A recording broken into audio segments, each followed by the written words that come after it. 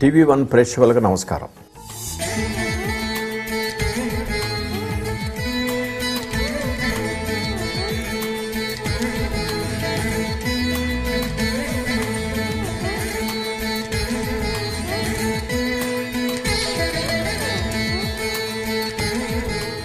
నేను ఎన్టీఆర్ రామారావు గారితో దాదాపు 10-11 సినిమాలు యాక్ట్ చేశాను.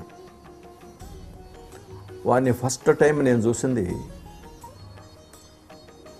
శోభనాచల స్టూడియో అని మెడ్రాస్లో త్యానంపేటలో ఉండేది.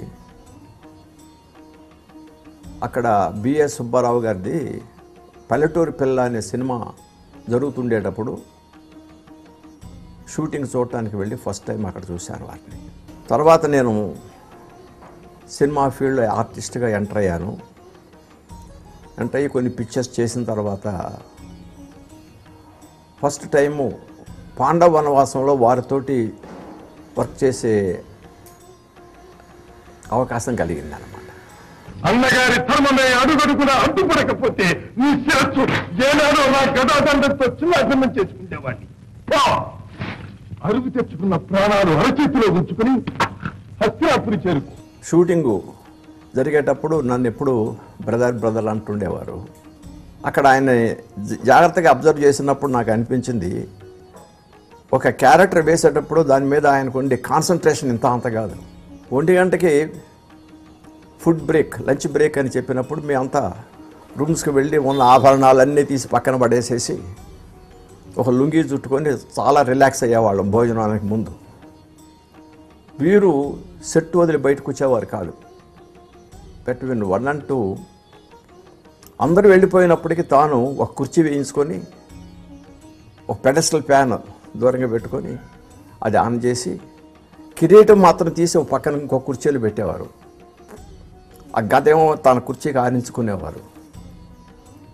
అట్లనే కళ్ళు మూసుకొని అట్లనే నిద్రపోయేవారు, కానీ మిగతా ఆభరణాలు ఏది తీసేవారు కాదు. అదేంటి సార్, రిలాక్స్ కావచ్చు కదా అని మేమన్నా అడిగితే, లేదులే బ్రదర్ ఉండని, ఎట్నే ఉండని అనేవారు. తర్వాత వారితోటి శ్రీకృష్ణ పాండవీయం అని ఆయన సొంత సినిమా, దానిలో నన్ను అర్జునుడిగా దీనిలో చూసి దానిలో ధర్మరాజు వేషం వేయించేవారు. దిగ్దిశాంత విశ్రాంత యశో విరాజితమై నవఖండ భూమండల పరివ్యాప్తమై దశోక్షౌహిణి సేనావాకిని పరిరక్షితమై శాస్త్ర భయంకరమైన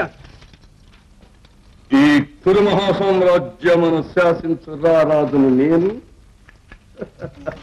తర్వాత బబ్రువాహన్ అని ఇంకొక పిక్చర్లో కూడా చేశాము. అంటే దాని గురించి వివరాలు పెద్దగా జ్ఞాపకం లేదు నాకు. తర్వాత హిస్టారికల్ పిక్చర్స్ ఒక 3 పిక్చర్లు చేశాను. బొబ్బులి యుద్ధం ఒకటి,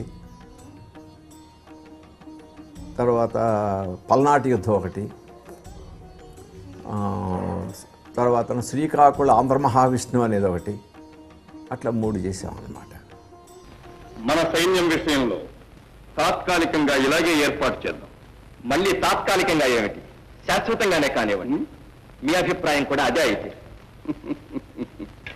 మిత్రమా, నా మీద కూడా నా విసుగు. మీరు వచ్చైనా ఆ నిశుంభుని కోట మీదకు దండయాత్ర సాగిస్తారనుకున్నాను. ఆ రాక్షసుని సంహరించి దేశంలో శాంతి నెలకొల్పుతారనుకున్నాను. బలదేవా, ఇంకా నీకు పిచ్చిపోలేదు. నిజంగా యుద్ధమే వస్తే సామాన్య ప్రజ ఎంత నలిగిపోతారో ఊహించావా? శ్రీకాకుళం ఆంధ్ర మహావిష్ణువు షూటింగ్ జరిగేటప్పుడు ఓ రోజు నేను షూటింగ్కి వెళ్ళేటప్పటికి ఒక ట్రాలీ వేసి ఒక పద్యం ఆయన మీద ఒకటే షాట్లో టేక్ చేస్తున్నారు. నేను పోయి కూర్చున్నాను. కూర్చున్న తర్వాత షాట్ అయిపోయింది. ఆయన వచ్చి పక్క కుర్చీలో కూర్చుని నేను విష్ చేశాను. ఏం బ్రదర్స్ ఆ టేక్ చూసావా అన్నాడు. చూశానండి అన్నాను. ఎలా ఉంది అన్నాడు. నాకు అంత నచ్చలేదండి అన్నాను. పక్కన విజయ పూర్ణచంద్ర గారు ఉన్నారు. ఏమండి మీకు ఎలా ఉంది అన్నాడు. అవును బాలయ్య కరెక్ట్గా చెప్పాడు, నాకు అంత బాగాలేదన్నాడు.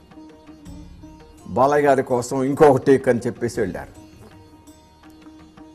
ఒకటే ట్రాలీ షాటు ఆయన మీదకి గ్రాడ్యువల్గా వెళుతుందన్నమాట. సెకండ్ టేకులు ఏమైంది, ట్రాలీలో ఏదో మిస్టేక్ జర్క్ వచ్చింది. జర్క్ వచ్చేటప్పుడు కట్ కట్ అన్నారు. తర్వాత ఇంకొక దాంట్లో ఇంకేదో మిస్టేక్ వచ్చింది. ఆ విధంగా ఏమవుతుంది, 5-6 టేక్స్ అయిపోయేటప్పటికి మొత్తం రీల్ మొత్తం అయిపోయింది. ప్రొడ్యూసర్ దూరంగా ఉండి నన్ను మీద కారాలు మిరియాలు నూరుతున్నాడు, మీరు ఎక్కడ వచ్చారండి ఇప్పుడు అని.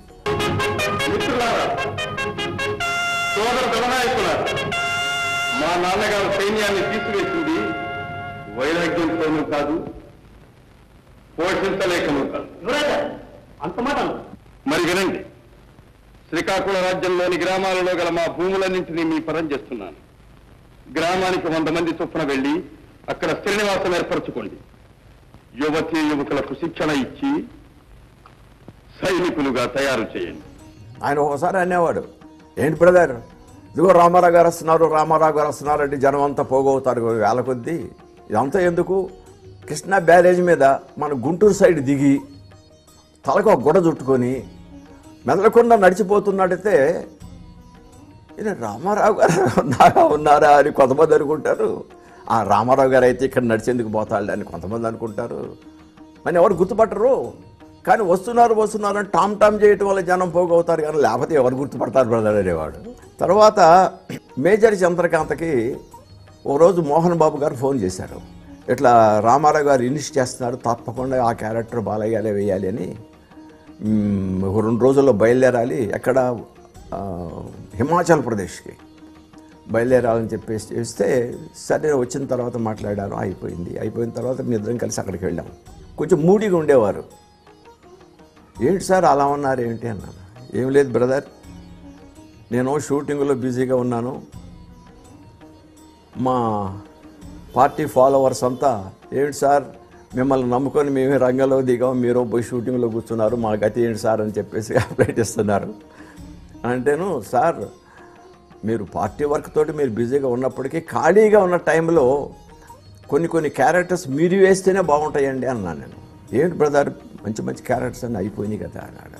లేదండి, కనిగంటి హనుమంత్ అని, గోన గన్నారెడ్డి అని ఇటువంటి ఫేమస్ క్యారెక్టర్స్ ఉన్నాయి, వాటిని తలుచుకుంటే మీరే దానికి మీ ఇమేజ్ కరెక్టే సరిపోతుందని ఒక ఫీలింగ్ ఉన్నది అన్నా.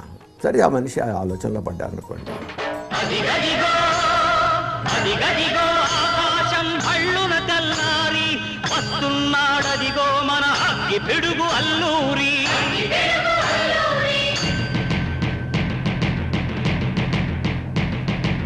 ఎవడు రారా భరత జాతిని కప్పమడిగిన తుచ్చుడు, ఎవడా పొగరు పట్టిన చల్ల దొరగాడెవ్వడు, బ్రతుకు తెరువుకు దేశమొచ్చి బానిసలుగా మమ్ము నెంచి పన్నులడిగే కొమ్ములొచ్చిన దమ్ములెబడికి వచ్చరా, అడుగు జీవులు భగ్గుమంటే ఉడుకు నెత్తురు ఉప్పెనైతే, ఆ చంద్ర నిప్పుల దండ్ర గొడ్డలి పన్ను గడతది చూడరా అన్నా. మన్నెందొర అల్లూరిని చుట్టుముట్టి మంది మార్బల మెట్టి మరపి రంగులెక్కు పెట్టి 100 గుళ్ళు ఒక్కసారి పేల్చితే వందే మాతరం వందే మాతరం వందే మాతరం అన్నది. ఈ చిత్రాన్ని ఇంతటితో ముగించి మరొక పాత్రతో మరొక వారం కలుద్దాం. నూటికో కోటికో ఒక్కరు